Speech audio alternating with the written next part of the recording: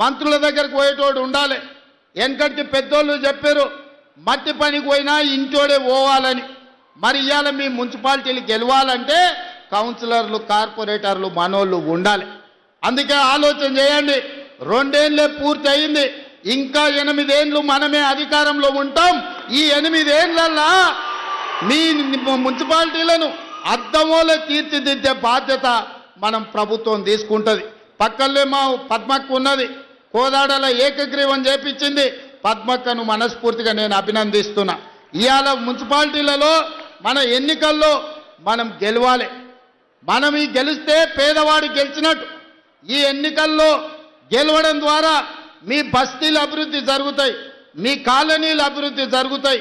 అభివృద్ధి జరగాలంటే అధికార పార్టీ గెలవాలి. అప్పుడే మీకు నిధులు వరదై పారుతాయి, మీ ప్రాంతాన్ని అభివృద్ధి చేసుకునే అవకాశం ఉంటుంది. చివరగా ఒక్క మాట చెప్పదలుచుకున్నా.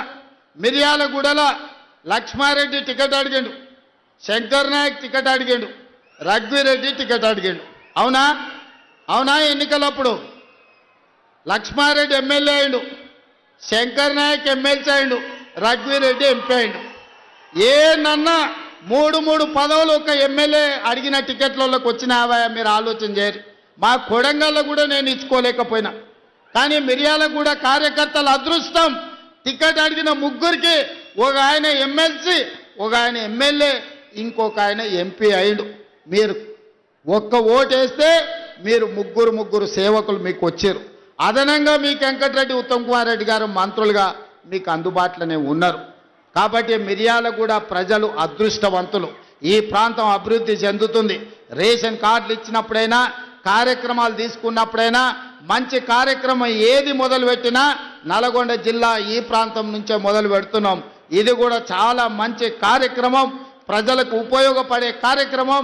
ఈ మున్సిపల్ ఎన్నికల్లో మీరు ఒక్కటే గుర్తుపెట్టుకోండి, ఒక్కసారి ఆలోచన చేయండి. బూతులకు పోయిన తర్వాత ఇవాళ మా ఇందిరమ్మ చీరలు కట్టుకున్న అక్కలు ఆ ఎల్ల బతుకమ్మ చీరలు ఇచ్చిండ్రు. ఎన్నడన్నా కట్టుకునే కాబీలు ఉండేనా? బాయికాడ పిట్టల్ని భయపెట్టడానికి ఆనాడు బతుకమ్మ చీరలు కట్టిండ్రు. ఇవాళ మా అక్కలు బాజాప్తా సారె పెట్టుకున్నట్టు తల్లిగారింటికి పోతే చీర పెడితే సారె పెట్టినట్టుగా ఇవాళ చీరలు కట్టుకొని మా అక్కలు వచ్చిర్రు.